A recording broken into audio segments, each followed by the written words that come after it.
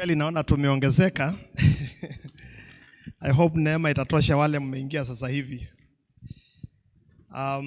Ningetaka kwanza nianze tena na kutoa shukrani zangu kwa kila mmoja ambao amekuwa na sisi katika kikao hiki ambacho kimekuwa ni cha kipekee, na kwamba tutaendelea tu kidogo mahali tuliachia.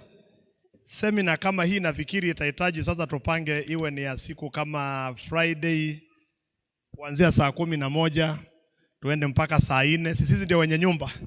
Tuingie Saturday tushughulikie nyumba. Tujipange tukuje tena Saturday kutoka saa 7 tuende mpaka usiku. Sunday tukuje tuombe na tuamue Sunday afternoon tukuje maombi tu ya kuombea jamii. Itakuwa mzuri. Lakini let me move a bit fast. The question is, those of you who noticed earlier on, tunaendelea the same text, keep your figures kwa Matthew, mahali tulisoma. Ile jambo ambalo ninajua wengi wetu wanajiuliza ni anka, ile nanga. Huku sisi hatuna haja ya kueleza watu wa Mombasa, mnahitaji munieleze. Nimetia nanga yangu kwa Yesu. Kwa sababu kila siku huku kwa bahari mnaona meli zikija zinatiwa nanga. Kwa hivyo the concept of anchoring is holding something ama placing an object kwa kitu ambayo itaishika hata mawimbi yakikuja haitaenda mbali na mpangilio. Lakini kwanza ni vizuri tukumbaliane kwamba nanga ya kipekee ya ndoa ni kwamba ndoa ni initiative, ni ndoto ya Mwenyezi Mungu. Hiyo kitu inanitia moyo sana. Nikiwa nasikia kama mke wangu anifai, najikumbusha anaweza kuwa anifai kwa kimawazo na hisia, lakini ni kuwa kwake maishani mwangu ni initiative ya Mwenyezi Mungu. It's God's idea. So ndio tunasema kwamba although marriage ni kitu ambacho Mungu alihinua na kuweka, tunasema kwamba ni jambo ambalo limepitia pigo kali. It's a targeted institution. Ni jambo ambalo limepitia pigo kali kwa sababu kuna wengi wanakuta kwamba ndoa inapitia mambo matatu makali. Jambo la kwanza ni corruption. Hali ya jamii na ndoa inasumbuliwa na kitu kinaitwa corruption. Kiswahili corruption ni nini? Ufisadi, yes. Na hata si ufisadi. Kuna neno ambalo nataka, yani ukicorrupt kitu kiwe tofauti. Hiyo neno ni gani? Ukicorrupt kitu ambacho kisikuwe vile kilitakikana. Kuna neno la Kiswahili pale. Yani ni kama imegeukwa ama imegeuzwa kuwa kitu ambao si vile nafaa, kwa sababu kulingana na matakwa ya Mwenyezi Mungu ndoa imepitia a lot of adjustments, alafu imepata a lot of compromise, na changamoto ya tatu ni yale mambo ya mvurutano. Ndoa imepitia vitu vitatu kali, jamii na ndoa. Kwa sababu naona naweka mambo matatu ya muhimu sana. Ningetaka niinguzie kidogo vitu vitatu vya muhimu kwa kupitia kwa haraka.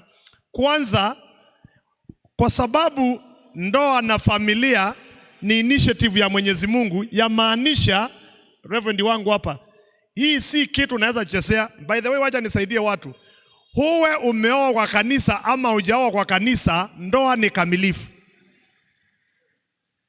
So usijidanganye sijaoa kwa kanisa kwa hivyo ninaweza kumess. Ikiwa umeshaoa mwanamke amekuwa ni mke wako kirasmi, iwe umepitia kanisa, ni mahali tunaleta kuidhinisha ushuhuda wetu. Lakini ndoa imetendeka tukisha kuoana. Kwa hivyo kuna watu wanakaa wanasemanga sijaoa kanisani, kwa hivyo mimi sina mashida hii watu wako nazo. Hapana, ndoa yote ni sacred. Ni kitu ambacho kinachukua sehemu ya kipekee. Now sacred, wale ambao mnatoka Ukambani mnakumbuka kitu tunaita madhembo. Ukienda kwa kitu inaitwa madhebao ya Wakamba na uchezee hapo, utafuatwa na laana za kipekee. Wanasemanga usiende mahali kuna kuwa hiyo kitu alafu uanze kuleta madharau. Hiyo ni kusema mtu yeyote anadharau ndoa anadharau madhabahu ya Mwenyezi Mungu. Sio kama unanisikia? Na sijawahi kuona mtu amedharau ndoa amefaulu. I can tell you. Sijawahi kuona mtu, wewe unaweza kudharau Mungu, ongea anything, lakini ukicheza na ndoa, in fact Kalulu, kama kuna kitu na kuahidi ufanye na mke wako ambacho nimeona mnafanya kwa bidii. Na huwa naambia watu, saa hizi mke wangu akiniita aseme kuna kitu imeharibika kabisa na hitajika, nitachukua flight ya asubuhi kesho. Mtu mwingine atazungumza hapa kesho. Kwa hivyo muombe mke wangu asiniite, kwa sababu huyo akiniita, kanisa lazima ingoje kwanza nimuhudumie. Sijui kama unanielewa. It is the heartbeat of God.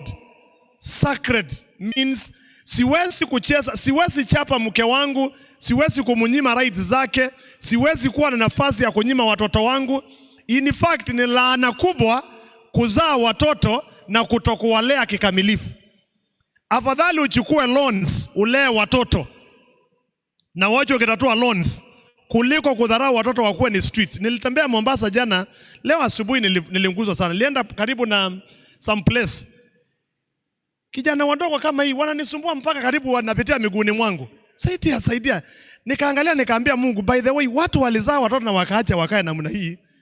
Playing around with the family is playing with a sacred thing. Ni kama mtu kuja hapa Tuda amue ataiba speaker moja akaweke muziki yake, ama viti ya kanisa imenendikitiwa alafu unachukua ufanye vitu zako, utakuta kwamba ni sacred. Alafu kulingana, munisikize vizuri, kuna mtu ameniuliza swali mzuri hapa. Kuna mzee mmoja alinifuata ameniandikia maswali tayari, and I like people who think that way. Aliniambia ninguzie kitu kimoja, nitanguzia saa hizi nikipita. Kulingana na plani ya Mungu, si ile inawaka kwenu, ile ya Mungu, ndoa ufanyika katikati ya mwanaume mmoja mature, si mtoto, na mwanamke mature, ambao kirasmi wanaingia katika lifelong covenant, angano la kuishi kama mume na mke. Hakuna mahali Biblia inaniambia ndoa inafanyika na mama peke yake. Hakuna mahali Biblia inaniambia ndoa inafanyika kwa mwanaume na mwanaume, unless you want to salute God, to slap God.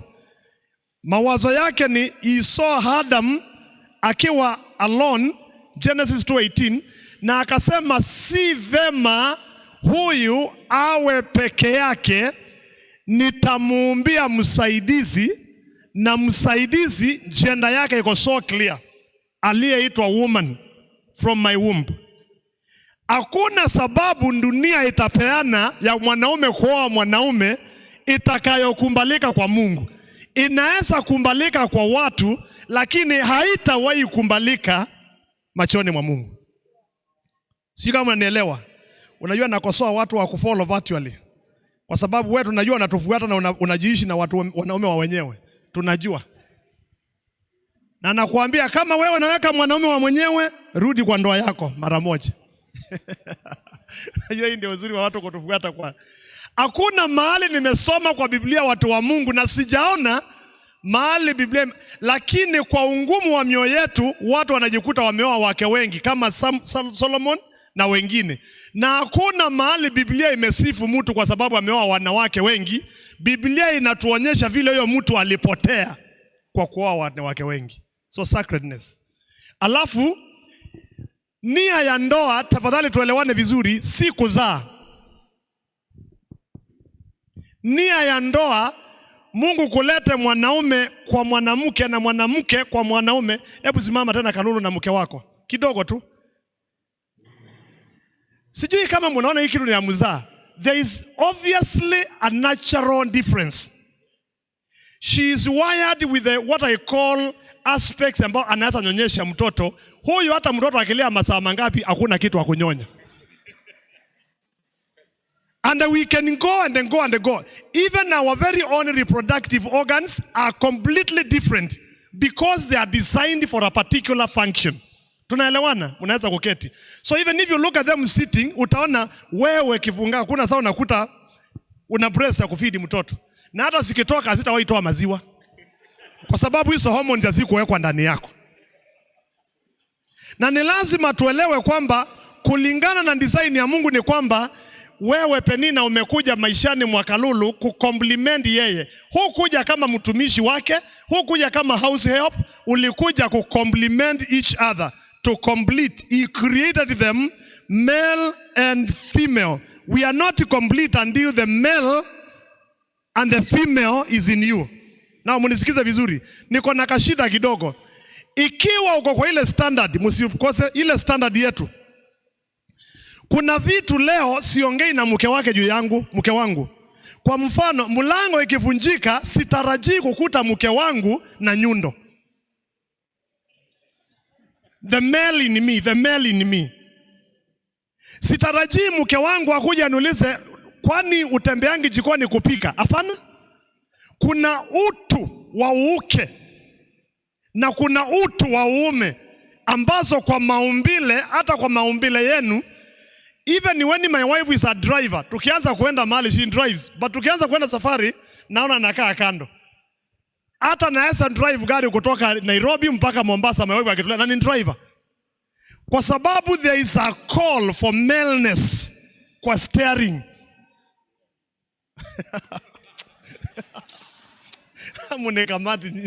Amunekamati nyinyi.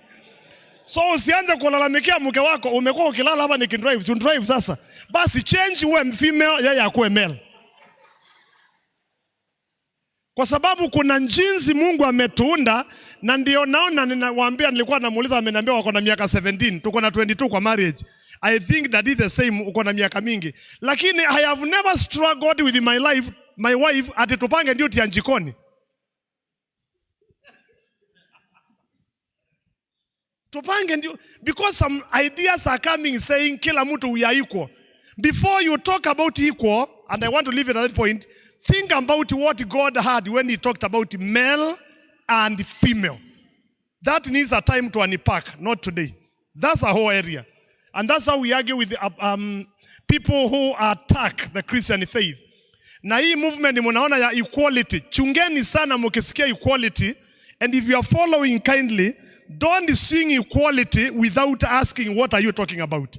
Equality in terms of what? Kwa hiyo mtugawie your chest, tukue na breast kama nyinyi. Na sisi tungawie hardness ya mwanaume.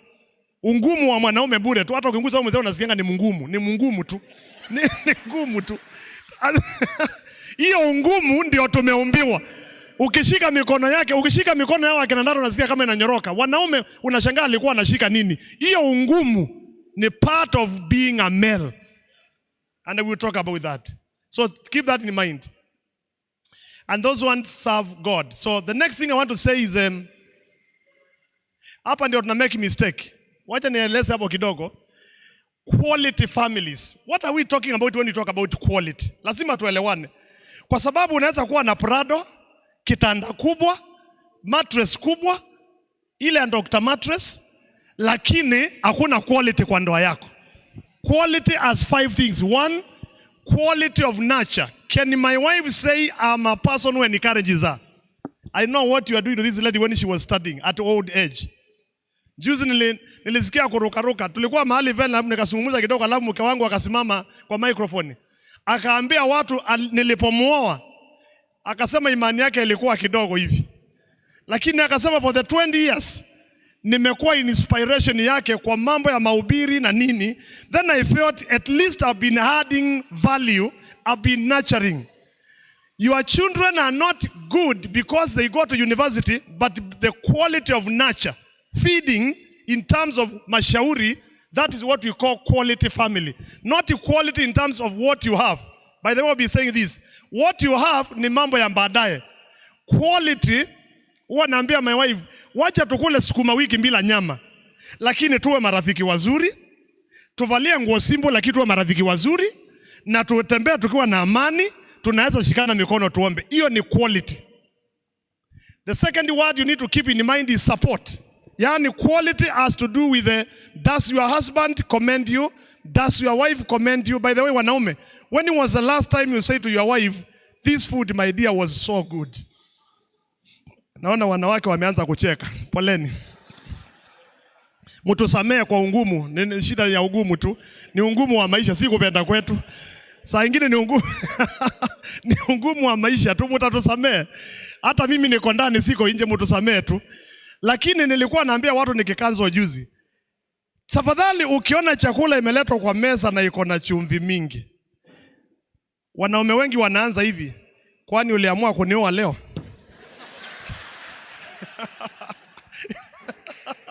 Inaanzia hapo. Yaani chakula imewekwa kwa meza, umetesti kidogo. Yaani umeamua kuniua leo.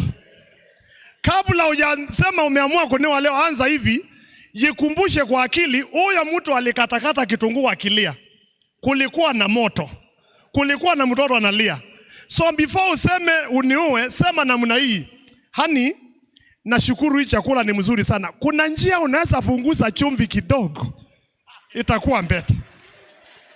Sasa utakuwa umetembea naye jikoni kusema kumbe nimetambua hata kama iko na chumvi mingi, ulilia machozi juu ya kitunguu. Ulichomwa na moto. Kwa hivyo go the other way around, my dear. I really appreciate this food. Is there a way unaweza punguza hii sukari kwa chai? Lakini si kwani mumia siko hapa kwangu. Sasa hii maneno hii. You cannot use that language in marriage. Na ni mwanaume kabisa, unasikia nasema tu anaongea na shangaa. Na huyu na kesho ataambia kanisa Bwana Yesu asifiwe. Ni saa ya matangazo sasa. Mke wako anaangalia anasema kweli watu wanatangaziwa matangazo. Huyo mtu jana alikuwa haleluya, wangapi wako na, alafu tumeumiza wake zetu.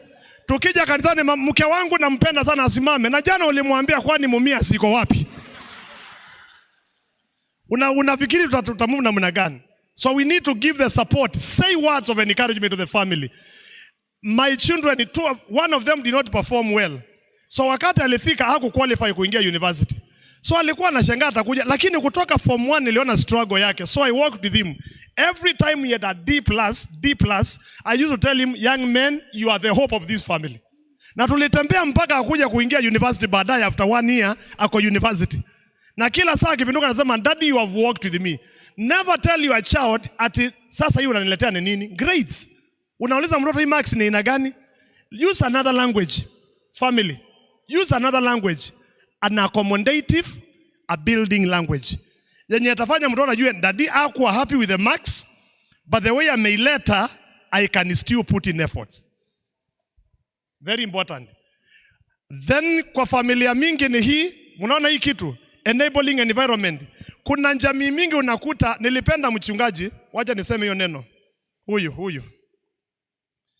You know, if I want to know how your family lives, I will not bother with you about your wife. I won't bother. I will always look at your children. Kuna watu simba. Watoto tu wanakuambia tunalelewa na simba. Lakini jana sikusifu kwa eto. Lakini jana nilipofika hapa, watoto wa mchungaji walikuwa wanakimbia, wanahangi huyo na wamepanda, mimi ni mgeni, wanaambiwa mgeni huyo, wamepanda mimi juu, alafu wananiongea kidogo, nawaambia ndadi kesho, wananikumbusha ile wameangri. Kesho kuna race na tunahitaji snacks. Umukumbushe. And they were very good. Of course, the father and the mother talked with them. Na nilisikia wakisema, lakini I could tell they have the freedom. They can even engage me in their family. They can tell me what is happening. And even when we came today in the morning, walikuja kuniambia na hizo t-shirts, Mata Hatran. And I could tell. Let me tell you, the moment you see you come home and your children disappear from the sitting room, smell a rat. Kila siku unaingia tu, hata wale wakubwa unaingia tu, unaona watu wanajiondoa polepole. Wanajiondoa one by one. Just know there is a problem somewhere. Please don't ask them, huwa mnatokea kwenda wapi? Shida ni unahitaji kuuliza, ni nini niko nayo inafanya watoroke badala ya kukimbia kwangu? The other way around.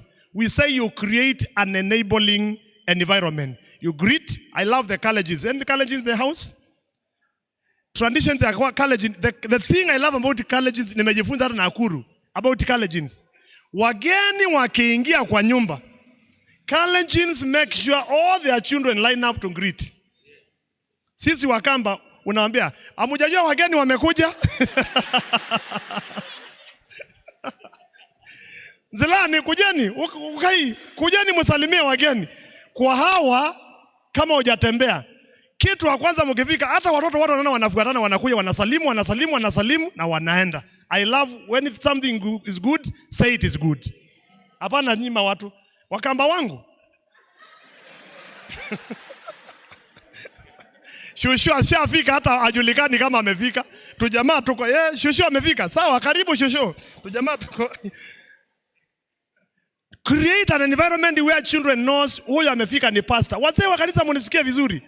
Kama unadharau pastor wako, usiingize watoto wako kudharau your pastor. Na wewe kama ni mama wa kanisa na uko smart kuliko your pastor lady, usikosi watoto wako waone mnanionaje compared to the pastor lady. You create an environment of suspicion, of accusation, returning back. Siku zile tulikomaa nyumbani huko Ukambani. Tulikuwa 10, so tulikuwa na njaa wakati mwingine. Wazazi wangu walijaribu. Siku moja tukatembea kwa jamii nyingine not far kwa neighborhood. Tukitembea watatu, mimi na mwingine tulipenda chapati sana.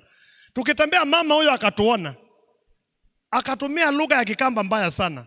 Ukisema simu unanisaidia, akasema wale alamana, wale mana. Yani ni kama wanyama wakaleche. Grace is my mother is Grace. Ndio hao wanakuja watafutie ile chapati imeungua uwapatie. Una vile mwana watoto wanakuja mnapika chapati una punish. Do you know today that family iliisha? Hakuna mtu amebaki. Tulikula chapati yao imeungua. I'm still preaching out in the university. I'm still excelling in the ministry. My dad now rides a car and I'm not worried. Lakini we didn't have a car, we didn't have a bicycle. Lakini midomo ya watu ikasema wale maana ni neno mbaya kwa Kikamba. Yani umetukana na mtu kabisa, umemweka level ya mbwa. Ni hao wamesaidia ile chapati imeungua, wasaidie tu, ni wanakuja ni shida. Nao watoto wake wao waliokomaa hata zidika yangu waliingia pombe, wakaingia mandawa. Tumezikana hiyo jamii mpaka imeisha kabisa. Because the environment you create, kama mzee utalani kuambia watu, nani yeye anajibizana na mam? We, kuja. Unajibu, mamu amesema nini? When the children see you protect your wife, that environment they will respect it. Hata wa mama saa nyingine msitumane jikoni. Dadina wewe umetuchokesha. Hata hujaleta kitu hapa, watoto wanashangaa, kumbe hata dadia leti kitu. In case unajikuta uko na affluent, uko na materials, kindly you need the spirit of wisdom how to learn to handle. If you are earning more money than your husband, that does not make you a man. Remember the femaleness in you. If you are driving a better car than your husband, remember the femaleness in you. Hii kitu imenisumbua sana because I see it in the university. Ndio unaona watoto wanakuja, unaona environment iliyocreatiwa ni mbaya sana. And then kwa family, quality has to do with the relationships. Yani kuwa rafiki, the best friend of your wife. Be the best friend of your husband. Na siku ile watoto wanaenda shule, mkimbai kama Francis, na muwe maandui. Maandui wawili uzeeni. Na hata Francis akitaka kwenda sokoni hawezi kukatia msichana sasa. Na mke wake ni shushu tu, hawezi katiwa na vijana. Si mkuwe marafiki basi. What else? Mzeeke pamoja.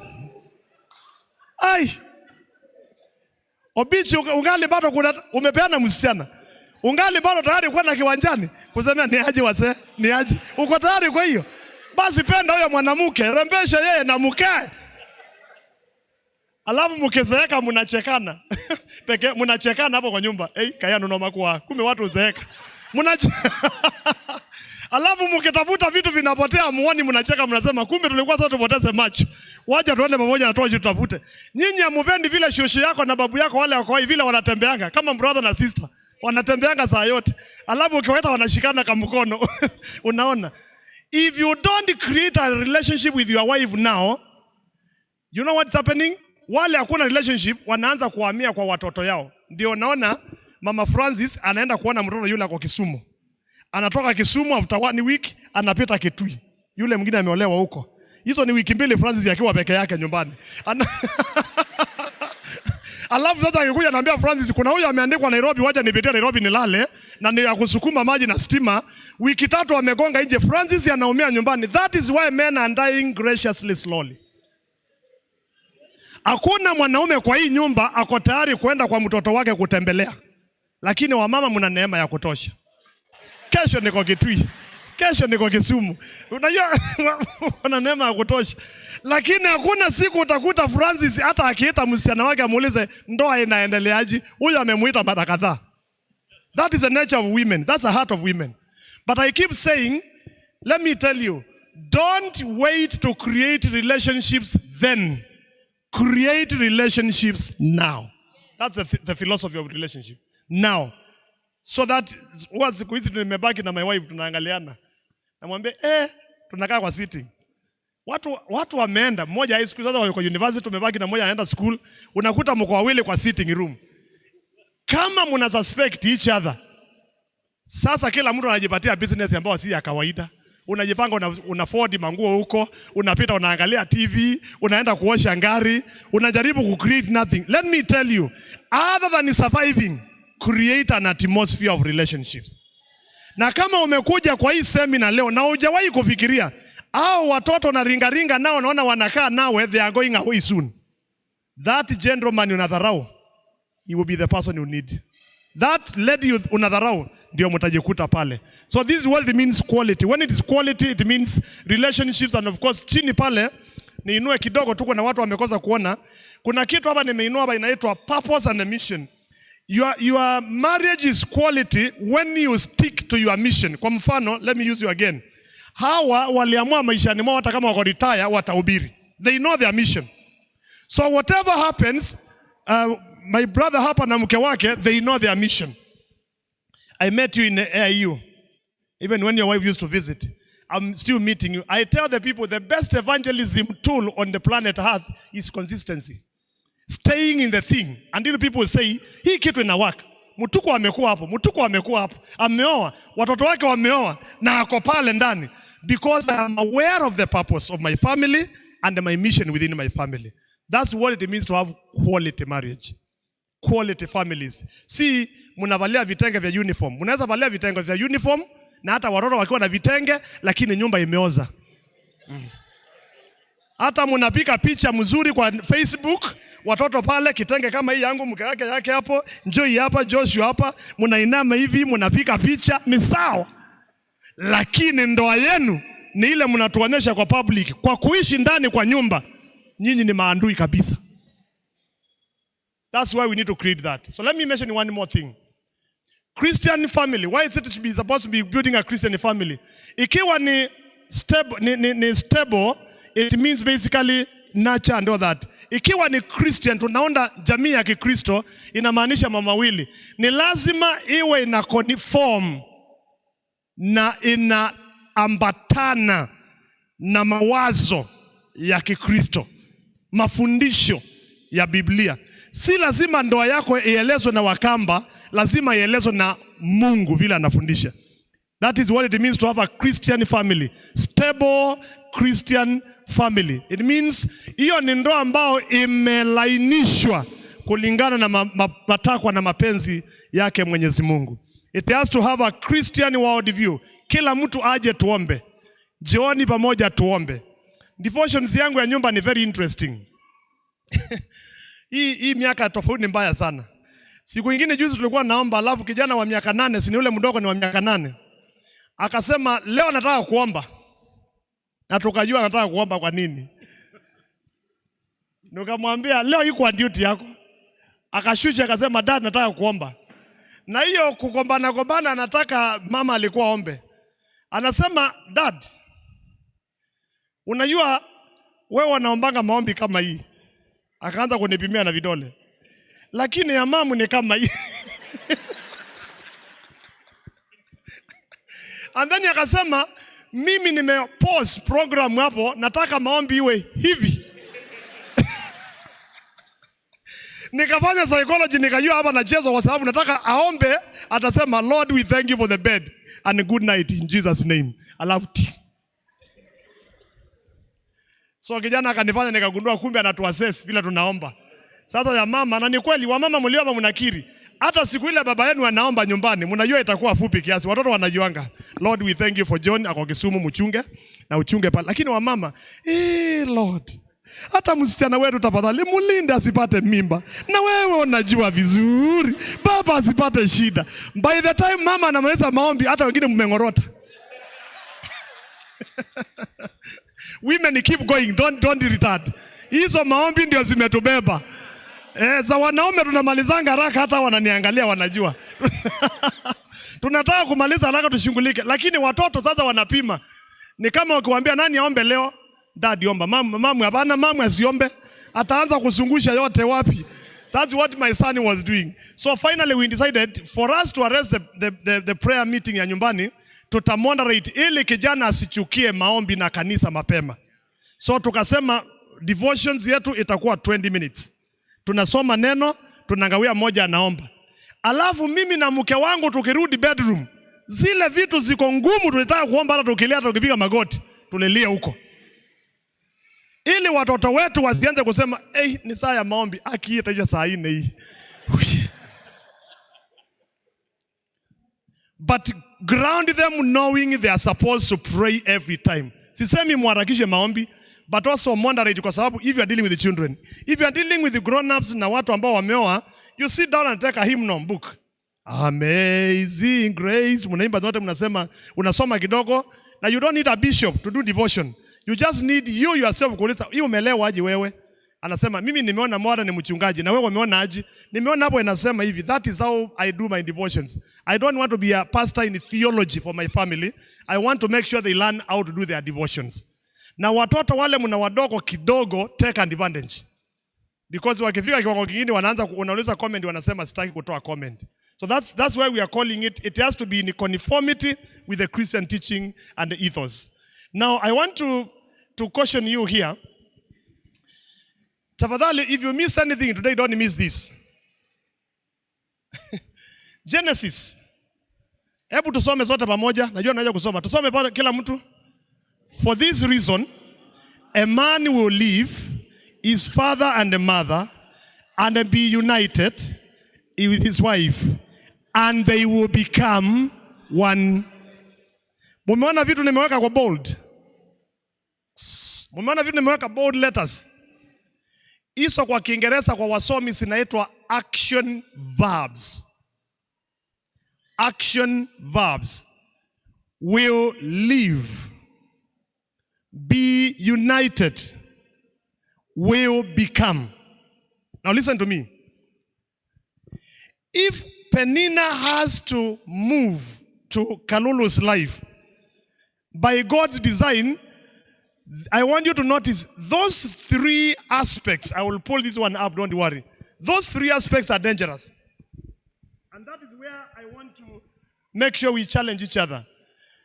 If I am going to live, the action of living means separating myself with the things that are so dear, familiar, I'm used to, and relocate to share my space with someone else. Now, Kalulu, the point I'm going to make is very simple. Living, uniting, and becoming presupposes a serious responsibility. Mimi na salute wanawake. Thanks to God, He did not make men live to come to your family and stay there. There will be a lot of protest letters across. Nilewa mke wangu tulipoona, nikaona asubuhi ameamuka baada ya honeymoon, tumerudi nyumbani Ukambani. Leso. Niona muona my sisters na my mother, maisha imeendelea, wanafagia, wanapika jikoni. Nikasema kama ni mimi ningehamia Machakos, singeamuka kufagia nje ya watu. But there is a way women are very unique. They adjust quickly and they belong there quickly. But I want you to notice something I want to say. Kama kuna kitu imetukula ni hiyo. That formation ya marriage na family begins with living, uniting, and becoming. Then you begin forming a family of 2 different people. For example, we Mumiao, you are clan. Muketutu, you are clan. Muombe. Now, you don't understand that. A clan yake, Nundi, clan yake ni Muketutu. Clan ya huyu ni Muombe. Hii clan kwa Ukambani, hata ukimwambia pale hakuna njia, atapitia hapo. If you didn't know that. Kwa Ukambani tuna respect waombe. Because kile kitu mnashindwa atafanya. They will get through. You get what I'm saying? Ikiwa wewe ni mutangwa kama mimi, atangwa kwetu. Ukiweka mahali iko nyama, usitarajie nyama ya wageni tena. Imeenda. Alright? Hiyo ni clans. Now what you don't know, muombe na mukitutu, that is enough potential difference to kill the marriage. Because the muombe brings the uombe inside to get things done. The mukitutu brings the diplomacy in. And you thought you are slowing down. We should be done with this. We should be in the next one. You get what I'm saying? Now, my wife enjoys carrots. I don't like any stew with carrots.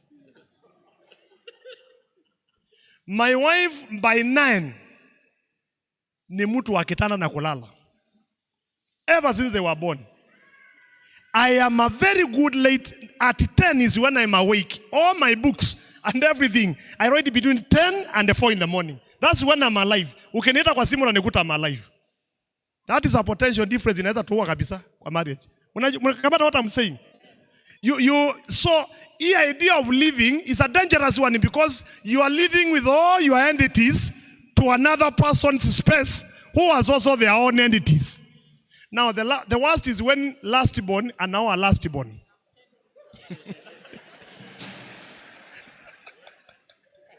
Lastborn and now a lastborn. Na kila mtu anapenda attention. Any lastborn kama wameona nahitaji kuwaombea hao kwa jina la Yesu. And then mchunguzane. Alafu the worst of the worst ni 2 firstborns wameoana. 2 firstborns.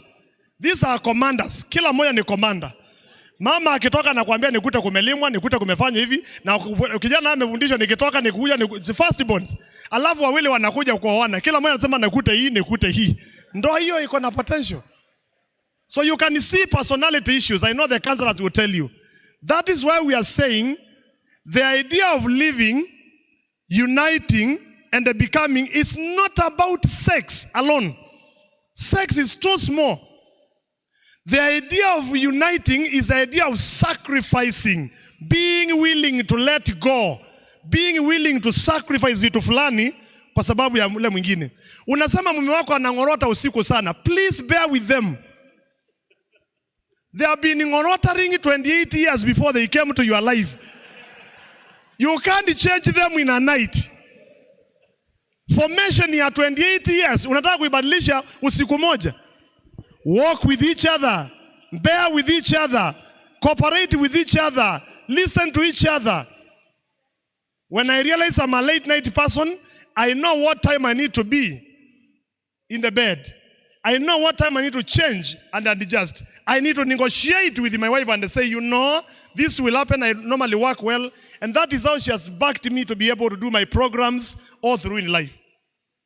So mukiingia kwa meza ya ndoa, lazima mukubaliane, I have left, you have left. We are uniting, and we are becoming. But that becoming is a continuous verb. Becoming. Even at old age, she will not be what you have always wanted. There will still be those shortcomings. Becoming. Continuous. We become. So nataka kutuma watu wa Mombasa, tafadhali usiende nyumbani ukiwa na bio, ubadilishe. Hapana. It is a process of patience. That's why Paul talks about bear with one another, forgive one another, be patient with one another. Vumilianeni pamoja kwa sababu we become. I am sure you can testify, tangu mlipoana na huyu haukuwa vile. Kuna vitu mingi Kanulu amebadilisha. Kuna vitu mingi ulibadilisha na mke yule. That is where you see the people don't understand. Now the challenge tunapata maishani ni kwa sababu that formation sounds nice, obvious and promising by listening to it. But what I found out, it is many people get to the marriage and they discover, kumbe hii kitu pastor I say, I now declare you husband and the wife. It's only a verbal declaration. Kumbe there is more than maneno, na wale Mungu ameunganisha, mtu asitawatenganishe. It's a very good clerical statement, but it carries a deep weight of interpretation. Unajua uzuri wangu naongea na watu wamejijua. Naona unaangalia unasema hapo hapo hapo ndio. Don't worry, nilikwambia relax from the beginning. Kwa sababu ile nimeona kwamba watu wengi wanaingia kwa ndoa wanadiscover anotherwise. Jamaa si vile nilitaka. Na mimi am hearing that coming a lot. Nilitarajia atakuwa ananiheshimu, aniheshimu. Nilitarajia atakuwa ananioshia manguo, anioshie manguo. You hear the things being fronted out, fronted out. That cannot be. When we discover that, what I found is the three verbs, allow me to move quickly, to live, to unite, and to become. Those three verbs involves a process of detaching. Lazima nianze kufikiria, hatuwezi kupika kwa watu vile tulipika kwetu. There is a way lazima ukuje na upishi ule unajua kutoka kwa mama yako. Lazima uanze kuwa a learning student. What does my husband like? Kuna vitu vinanifurahisha sana. Ulisikia uliambiwa jana kitu? Niliwekwa kwa chai tulipofika. Tulikuja chai nikapatia mchungaji, alikuwa anaongea na my wife.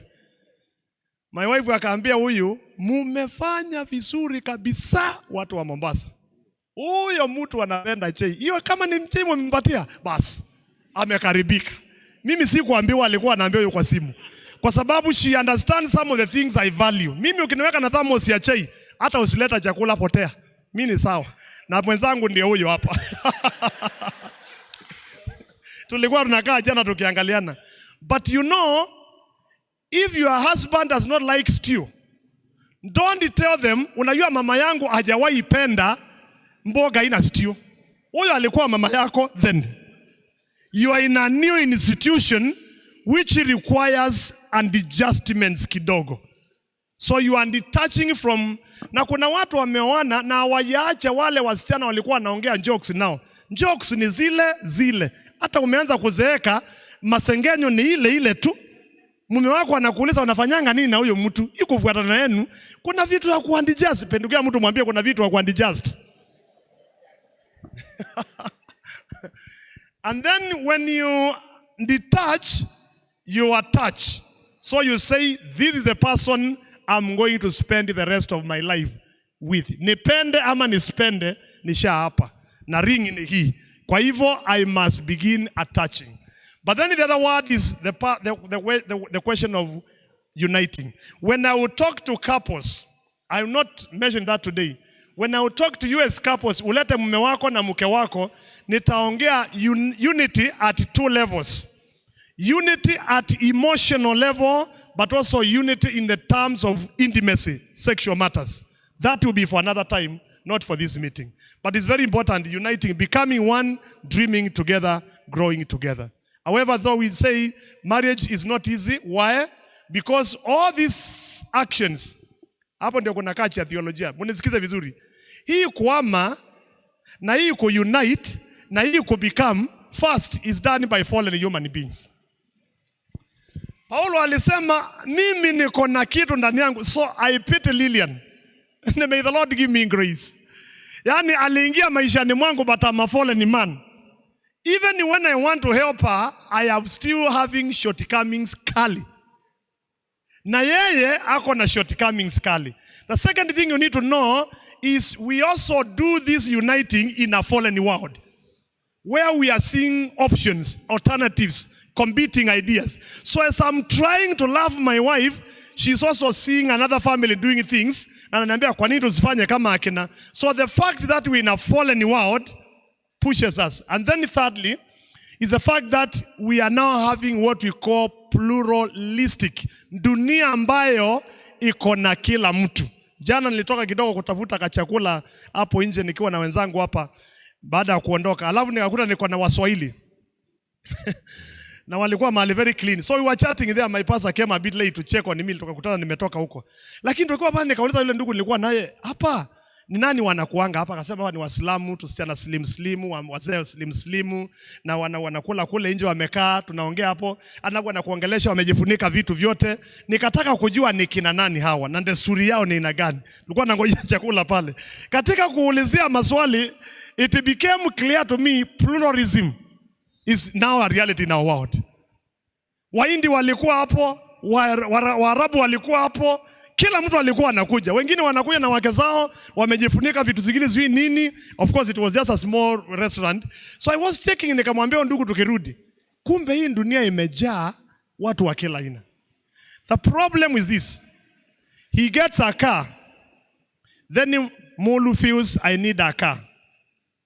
They think you are looking nice because you drive a car. They don't realize a car can be an economical for life. Everybody thinks because dunia inafikiria hivyo. So while we are confronted with a lot of ideas from the plural world. Now munisikize vizuri.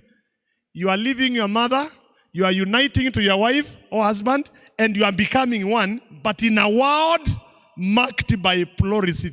That means you may have freedom of worship, freedom of ideas, freedom of religion. That's where we are. So in that case, it means that if you are detaching, attaching, and uniting, it simply means that there are several commitments that you need.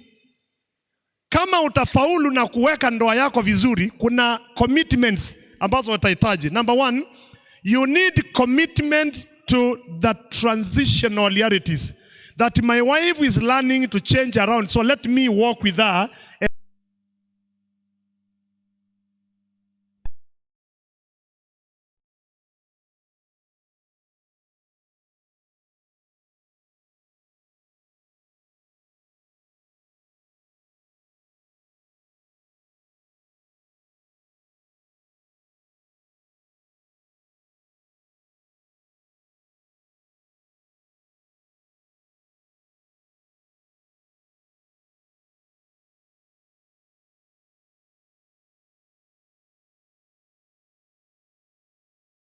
Kumbuka nimekuja maishani mwako nikiwa na memories za vile ulikuwa size 8.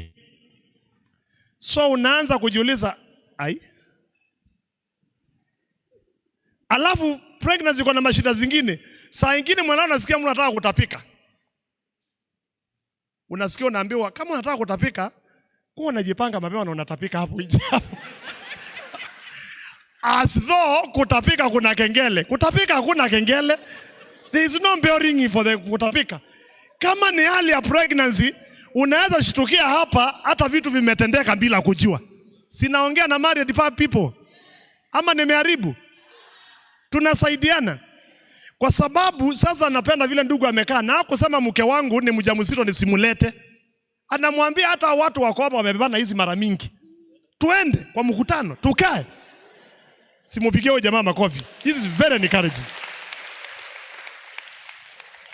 It's not easy, my friend. For a Kalenjin man, for a Kamba man, it's not easy. For a Luo man, it's not easy.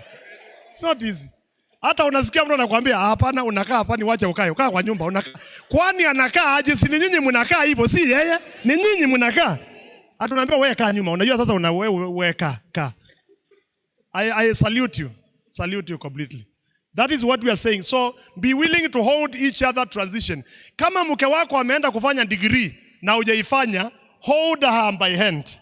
I think Francis deserves a hand clap. He deserves a hand clap. I think you are the model of what I'm talking. Mama aliposema nitaenda, unajua hiyo ni transitioning. She's officially a pastor. Mume wake akamwambia, let me transition with you. I'll be holding you. Ukitaka ni kudrop. Na saa nyingine akuwa si mchezo kudrop mke wako aende akahubiri na unakaa nyuma. You must also be willing to cope with adjustments dynamics. Kuna mambo mingi, kuna vitu vingi vitafanyika. Tafadhali wale mlio hapa kwa ndoa, let us learn to adjust and bear with each other as they adjust. As my wife begins to understand me more and more and more, I must be aware that hatujazaliwa pamoja. I got married when I was 29 years. My wife was 27 years old. That's when we are officially married. I could imagine for 27 years my wife alikuwa mikononi mwa wazazi wengine. For 27 years, Obich, nilikuwa mikononi mwa familia nyingine. You don't expect in the next 10 years mke wangu hawa ameingia kwangu ndani. It is not an osmosis. Hakuna biology hapo.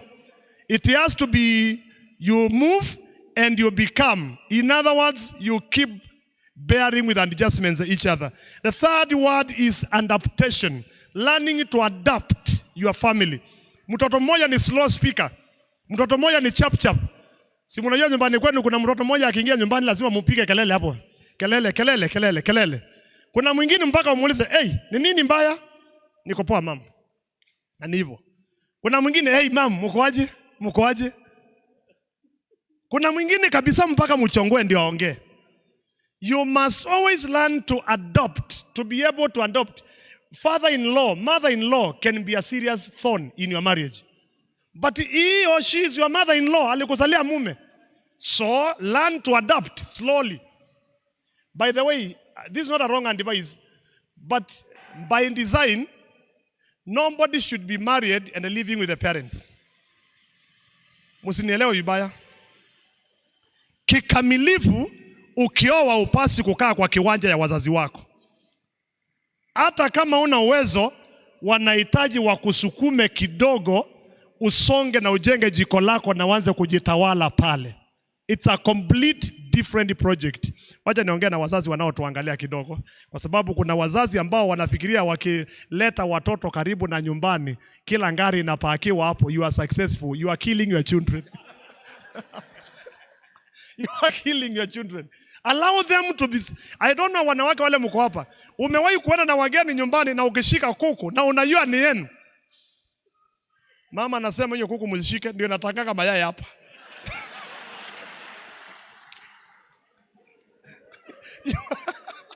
Unaenda unauliza Kalulu, "Wait a minute. Nguku zetu kwa siwe? Kwani kuku zetu zimewahi kuchukuliwa?" Yaani unauliza, "Kwani samaki wetu wameshachukuliwa?" You have to be sure the intention ya Mungu, there is a physical movement implied kwa hii statement. There's an emotional, psychological, but there is a physical movement. There are things, Reverend Nundi, you may never implement in a compound where your brother is also there and the wife and the others are there. There are things you may never implement. And that's why we say, mukipata pesa kidogo, anza kuinvest. One way to build your model marriage, you require space. Mwamuja nisikia? You don't require space ya kiwanja. You require space from intrusion by other people. I hope you hear me. Wale ambao mnakaa Mombasa na unaenda nyumbani kutembelea kidogo, brother amejenga hapo, brother mwingine amejenga hapo, na umefika na watoto wako na una tu snacks. Na unajua kuna watoto wa sehemu zingine hawana etiquette ya snacks. Before utoke wengine wameshakuja kwa nyumba, wamechukua mifuko yenu, wamechukua kila snack. Snack ulikuwa umetengenezea watoto wa kule siku 3, in 1 hour box iko empty. And you go crazy. I keep telling people, if you are going to advance, space is critical. I leave it at that point. Space is critical. Space not in terms of how big space you get, but trying to make sure you give your wife somewhere to be able to know this is our place. This is our home. This is our place. Hata kama ni hapo kwa mzee lakini mmekatiwa kwenu, mna fence, mnajua hapo mnaweza kuamua amuta kula leo na mnalala. That's important. Let me close here by looking at maybe I need just to simply say this for many of us. And you don't need the money to do some of these things. Hizo vitu nilikuwa nazungumzia ndio zinaleta ile tension mko nayo, zinaleta ile conflict na ile strife. I wanted you to allow me to capture this. This is a captured for James. Leave that alone. And the Romans. When Paul anasema, I struggle with the evil desire. I know what I cannot do. Everything I want to do, good thing I find I'm not doing. I will leave that because of the notes. But I wanted to bring this out here. There's one thing I wanted to bring right here. I think I shared this with some of you before, and the reason I'm bringing here, and I want you to sit in small groups shortly. Americans are very interesting. I'm praying that one day we wake up like Americans. If there are issues happening with the music, they put together certain professionals and they send them to Mombasa, for example. I'm just giving an example. And they say, go and they write us a paper to tell us the way forward. Kama AIC Tuda njengo hii imekwamia hapo, you need a retreat. Retreat opens your mind. Alafu in the retreat, mungeti mtu neutral. Muanalyze where you are. Americans do that way. So recently in 2006, they noticed there was a problem with the marriage and they sent a team, and that team is called Liveway Researchers. Na wakauliza, ni mambo gani yanasumbua ndoa zetu na familia zetu, tupate zile top 10, zile za juu kabisa. Hebu uone kwa Amerika. 1, watu 2000 walionjiwa wapeane mawazo. Kule Amerika wakasema, these are the 10 issues. Number 1, anti-Christian culture. Ni shida kubwa kwa jamii. Yaani ile hali ya kukataa Mungu na kukataa kanisa. Wakasema hiyo ndio top kwa marriage zao. We are coming to Africa shortly. Secondly, pastor, divorce. Top 10. Going by priority. Divorce. Thirdly, yaani watu kuwa so busy, inaitwa busy syndrome. Busy. Kwa nyumba muko sawa, kuna gas, kuna nini. Haya, laleni vizuri, asubuhi umeenda, kesho mwaka ukiisha, you have been a very busy body all over without any quality relationship anywhere. Then thirdly, wakasema ni absentee father figure. Yaani ni ngumu sana kupatikana baba kuonekana kutembea. This is America, it's not us. Then number, I don't know whether you can put us anywhere. I wonder, because I'm going to ask you now to talk about Kenya. The situation will change. It's not this way. 5, lack of discipline. Watoto wana tabia, wanaweza chukua gani, wanaweza kunywa hii, wanaweza kutukana mama, mabishano na bishanwa. Yaani hakuna nidhamu, mama anaongea na baba vile anataka, kila mtu. Wakasema hiyo ni jambo linawasumbua. Number 6, wakasema ni financial pressure. Yaani hali ya kifedha imekuwa ni kama tatizo kwa ndoa na kwa jamii. Alafu number 7, wakasema ni kuvunjika kwa mawasiliano. Communication breakdown. I think Councillor Zia Nundi and the others will bear me witness that hiyo ni shida kubwa sana. And then 8, kwao, si kwetu, kwao, negative media influences. Yaani ile vitu ya media ina affect. Kuna vitu vingi vimetokana na media vimeua ndoa na jamii. Then number 9, wakasema ni the problem of balance between the work and the family. Does anybody feel that's a Kenyan issue? Work and the family. I'm trying to confront myself at the moment. I stopped teaching for university because they used to ask me to teach part-time courses. I calculated the other day, I found I was going to run on the road like a madman. Because 1, I have 11,000 students. I have staff members about 700 to 800 now, faculty members. I have a family of 4, my wife plus 3 children. I am the breadwinner for the extended family. Hii tamu alone hii, ninaongea kwa watu wengi walio hapa. I had to give my sister 10,000, nikalipia another one 10,000, nikalipia another one 10,000. Just like that for fees. Tamu hii peke yake. Ili watoto angalau waingize kichwa ndani. Okay? Juu ni wetu. Wakikuwa chokora, ni wale watoto wa sister ya chaplain ya Kabarak University. Najua how society plans it. Hii ni ule sister wa yule pastor wa IC Baraki. Yule anakujanga ile ngari K, wanajua hata registration ya gari. They know. You get what I'm talking about? And then I realized the moment I teach na nipatie mwanafunzi C-, na Wednesday mimi ndio pastor. Hallelujah. Hallelujah wanafunzi. Mwanafunzi anakaa pale, huyo mtu alipatia grade bad sana, siwezi msikia hata akisema hallelujah, siwezi sema hallelujah. I decided let me be a pastor to the university. What I'm trying to do is to ask, is there a way, and then you are pastor, kuna barrio, kuna hii. Wachungaji nirushe kwenu. If you hear it is a off day, kindly be on off. I know you love your work. Na ikiwezekana off day isikuwe ni teaching day. It is an off day. Kindly. Na si kwa hawa, ni kwa wale mko hapa. Let me tell you how we are killing ourselves slowly. Because we need a breathe out. The balance, this we are complaining, nimekuja nimepata off day na ndio niko shughuli ingine. ambayo ingesement my relationship with my wife, ama my wife angesement relationship na mimi, nimefika na nimechukuliwa na kitu kingine. Alafu nikifika hapa inakuja nafika. Before you turn, you find your daughter is upper. And then you ask them, they say, but that has never been available here. I can say this on the camera. If you hear me well, what I'm witnessing in Kabarak University, I'm seeing parents crying like watoto. Yaani mtu amekuja amejua mtoto wake ni mwalimu wa Sunday school, anakuja kumkuta anaitiwa disciplinary ya banki. Ndio na watoto wetu wanakunywa banki na hatujui. Unaona mzazi amekuja table ya disciplinary, unaona kabisa shocked. Mwingine alinichekesha akaniambia wacha nikufe hapa kwa ofisi yako. Hapa tu nikufe sasa. Nikufe.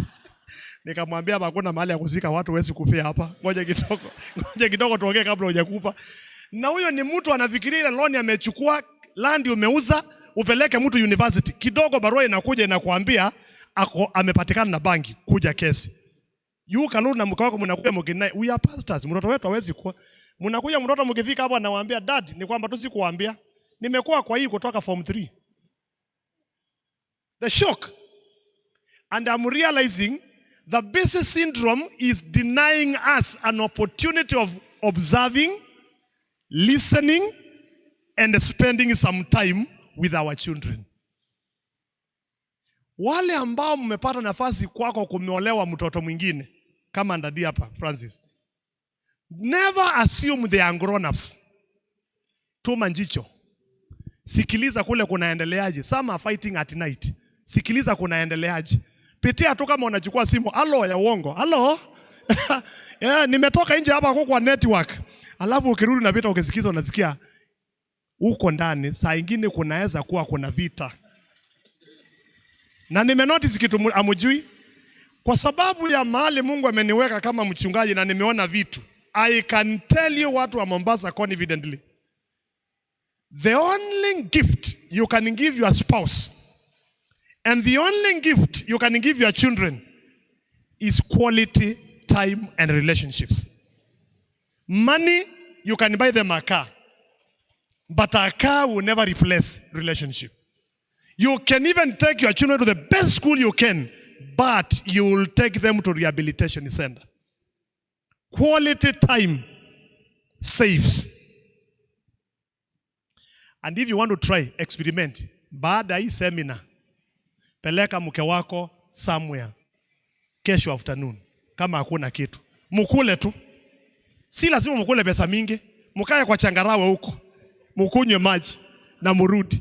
Mkirudi utasikia unaambiwa I love you so much. Utasikia.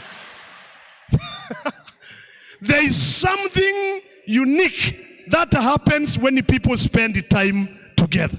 Mnasikia vinasema?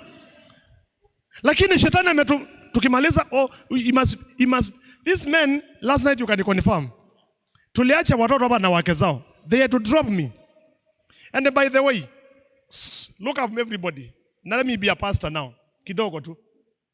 It is a shame kukuwa na watu wanaitwa wazee wa kanisa na wanaachilia wachungaji ambao wanahitaji kuwa wanaomba wakuwe drivers wa kuenda airport. Kwani mlikuwa mnafikiri mimi ni mzuri? Si mzuri. Look at me, forget it. Awaja nituma. It is dangerous. I looked at his children, I looked at him, I saw that lady, I saw the other lady, and they knew we have to hit another 1 hour hapa nje ya kanisa, they have to drop the guest. That's exactly what happened. We got there, we found there was no meal. You remember what we were doing? Until I told them, I'm a grown up. Nimekuwa mwenyeji. Tafadhali save the family. Mwache mimi nijishughulikie hapa. I know they wanted to make me.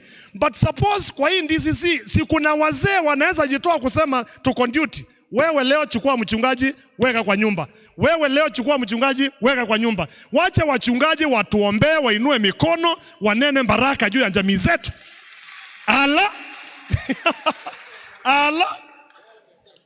Kwani mlikuwa mnaona tembea wakuja kuongea na nyinyi ovyo ovyo? Hapana, hapana. I cannot rejoice when they are coming to pick me because it tells me there's a serious problem. Serious one. And you can sacrifice your car. It can't kill.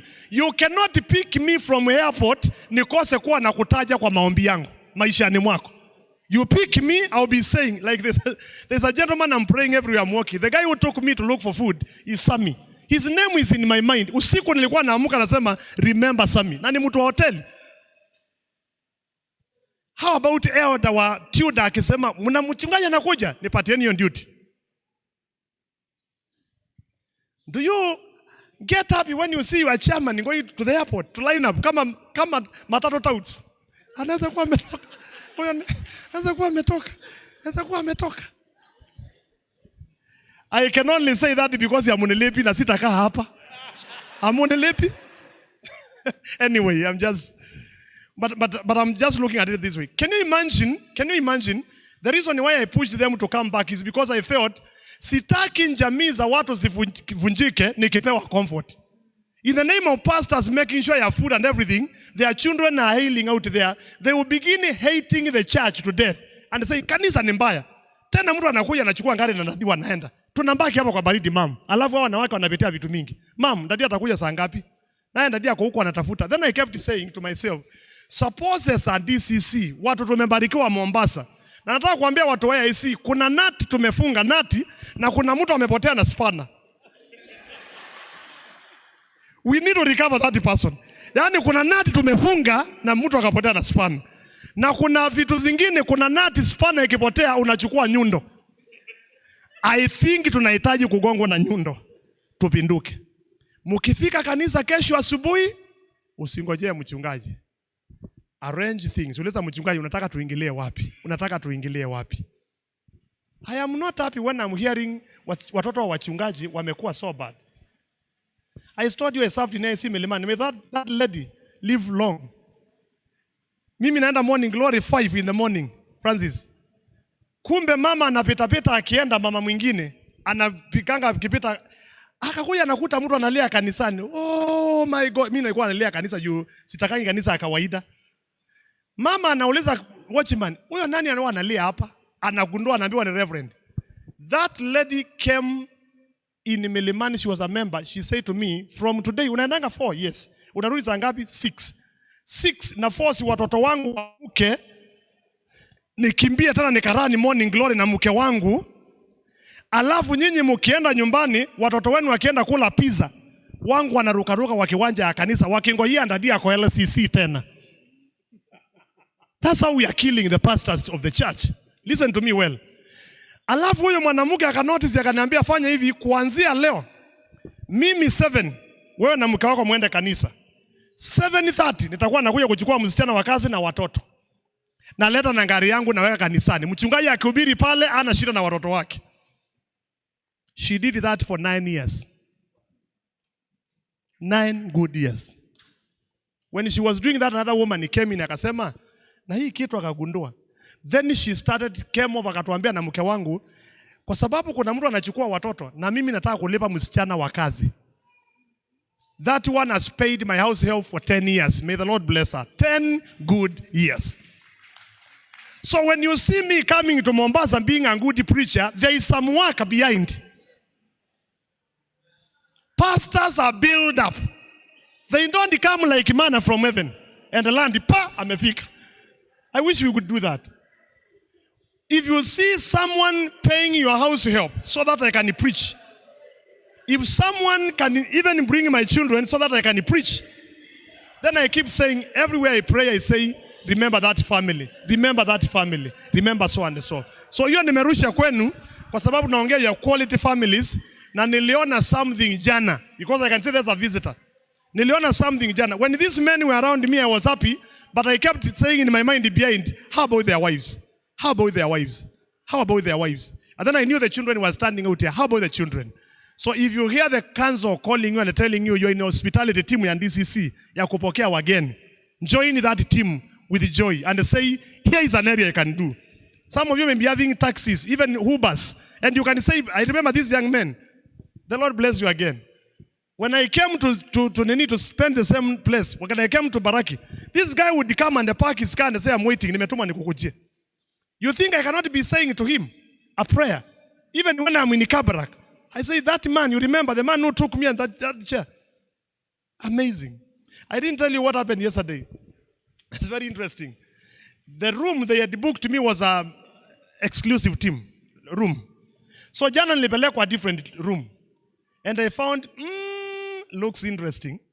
So when I went with this man for food, tukanunua chakula, and then, I'm encouraging you, nothing bad happened. Then I thought, let me give him 100 for working with me. So I gave him money. Just 100 and I say, thank you for working me. Just around the ayuko mbali ni nyuma kama ya kanisa. Tukirudi, nikakuta huyu. Tukiongea na huyu jamaa amekimbia ameongea na bosi wa mkahawa amemwambia, kumbe ole mtu umeweka ile room si wa hiyo room. By the time niingie waiting, nimehamishwa to the executive room. I was shocked. I didn't know their rooms are slightly different. So kumbe hii uhusiano wangu na huyu jamaa, ameona this is not a person. Hata ukiona vile na exchange guests zake, mimi sijui hata mwenyewe hiyo mkahawa. Kurudi kufika akaniambia, Pastor, sorry, we have decided to relocate you. Mkubwa amesema to relocate you to another room. And when I was being relocated, I was saying, thank you, Lord. Bariki Sami. Bariki Sami. Bariki Sami. There is no way uta-attend a pastor. By the way, nawaambianga hivyo. Sisi ni interesting. Mukitunguza vizuri, hata tukiomba maombi ishe, tunasemanga kama Wakamba, au tulikuwa tumesahau. Na baba kumbuka John, anahitaji.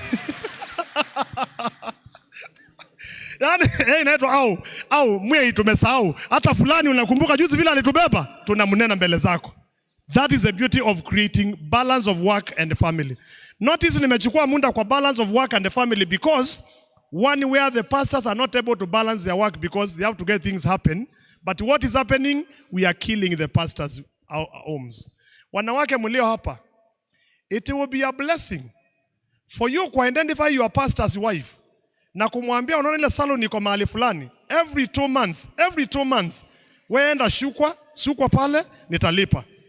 Utafuatwa na baraka hujawahi kuona. Look for opportunities to serve. Ukiona mtoto wa pasta anatembea bila kiatu, nyamaza.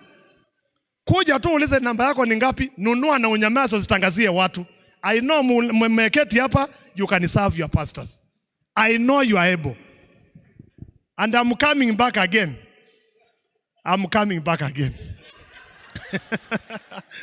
The last one was materialism. Hiyo ni nini mzee wangu Obich? Materialism ni ile hali ya kuwa na vitu.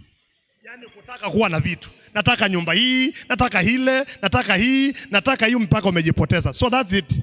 So what I want you to do for the next few minutes is I want you to sit in small groups for a moment because you're going to close at that level. Hii seminar ni kubwa sana. Huwezi kufika mahali mbali. I want to ask you, what are our top 5 issues eating our marriages in Kenya today? Tumeelewana?